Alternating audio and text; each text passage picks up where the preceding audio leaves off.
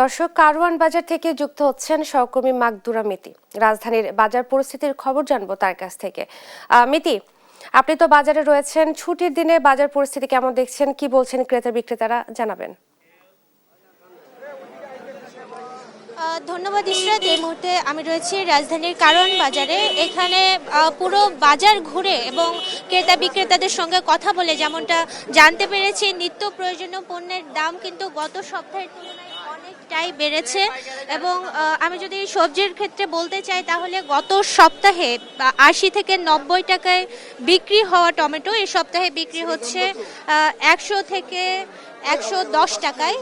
অন্যদিকে টমেটোর পাশাপাশি বেড়েছে বেগুনের দামও। প্রতি কেজি বেগুন কিন্তু প্রতি কেজিতে বেড়েছে ২০ টাকা। গত সপ্তাহে ৬০ টাকা দরে বিক্রি হওয়া বেগুন এর সপ্তাহে বিক্রি হচ্ছে ৮০ টাকায়।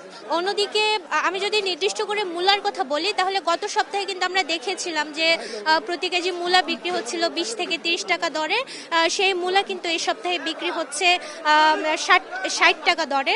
অন্যদিকে কাঁচামরিচের দামও কিছুটা বেড়েছে। গত সপ্তাহে কাঁচামরিচ ১০০ টাকায় বিক্রি হলেও এ সপ্তাহে বিক্রি হচ্ছে ১২০ টাকা দরে। তবে পেঁয়াজের দাম কিন্তু অপরিবর্তিত রয়েছে। পেঁয়াজ গত সপ্তাহে ৬০ টাকা দরে বিক্রি হলেও এ সপ্তাহে কিন্তু একই দামে বিক্রি হচ্ছে।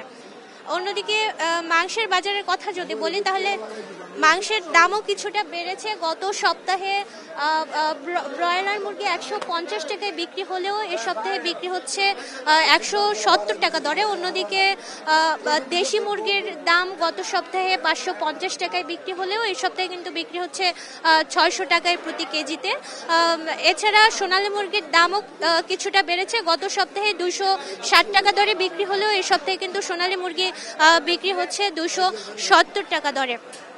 ইশরাত, বিক্রেতারা যেমনটা বলছেন, চাহিদা অনুযায়ী সরবরাহ না থাকায় কিন্তু শীতের মৌসুমেও সবজির দাম অনেকটাই বৃদ্ধি পেয়েছে। ইশরাত, রাজধানীর কারওয়ান বাজার থেকে এই ছিল আমার কাছে সর্বশেষ তথ্য।